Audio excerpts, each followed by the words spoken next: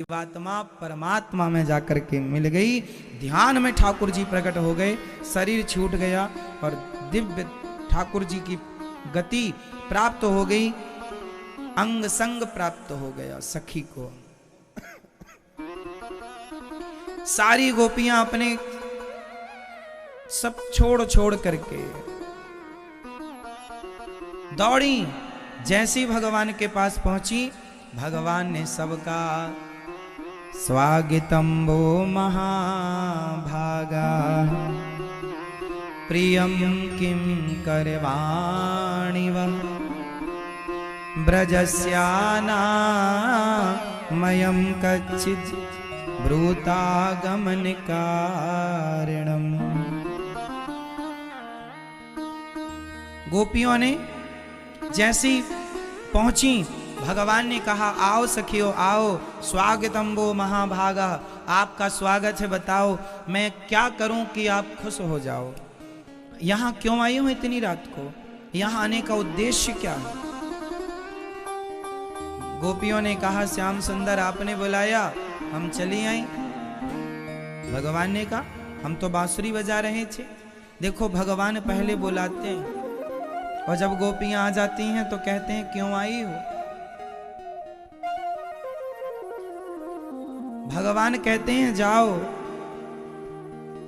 भगवान कहते हैं तुम यहां आ गई हो, तुम्हारे घर वाले तुम्हें ढूंढ रहे होंगे, मातरः पितरः पुत्रः भ्रातरः पतयश्च वः, तुम्हारे पति तुम्हारे भाई पिता पुत्र सब व्याकुल होंगे, तुम्हारे लिए परेशान होंगे। जाओ जाओ जल्दी से अपने अपने घर और अपने अपने काम पूरे करो जिस काम को करती थी। इसका अर्थ क्या है, भगवान की ओर जो चलता है ना, भगवान उसे संसार का सुख देते हैं कि देखूं तो सही मेरा भक्त संसार के सुख में मस्त तो नहीं हो रहा है। संसार का अच्छा लगना स्वाभाविक है।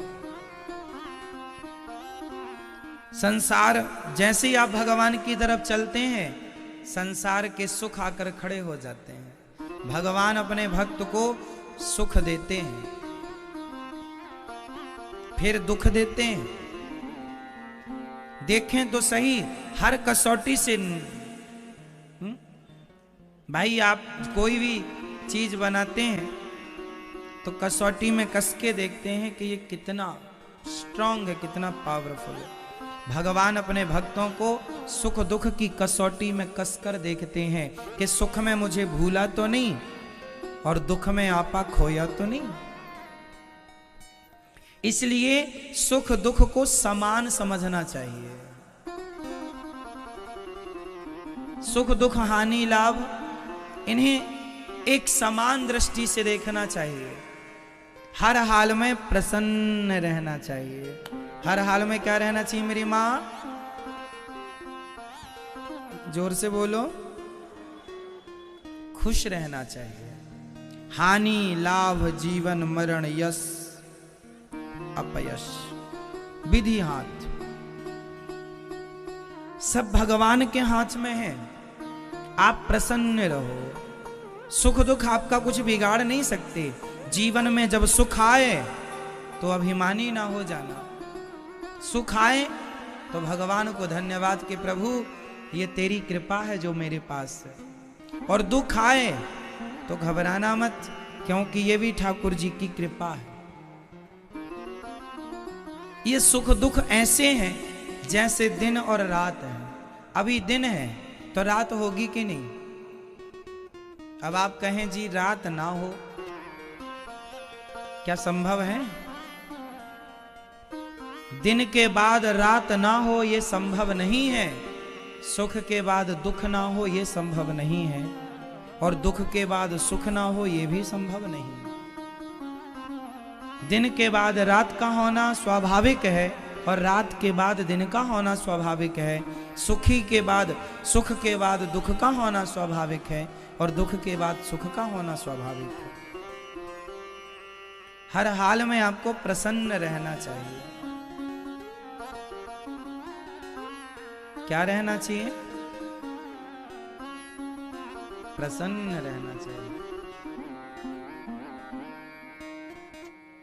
हर हाल में खुश रहो। भगवान की कृपा का अनुभव कीजिए। हर स्थिति में प्रसन्न। भगवान कह रहे हैं, देखो गोपियों, दोहसीलो दुर्भगो वृद्धो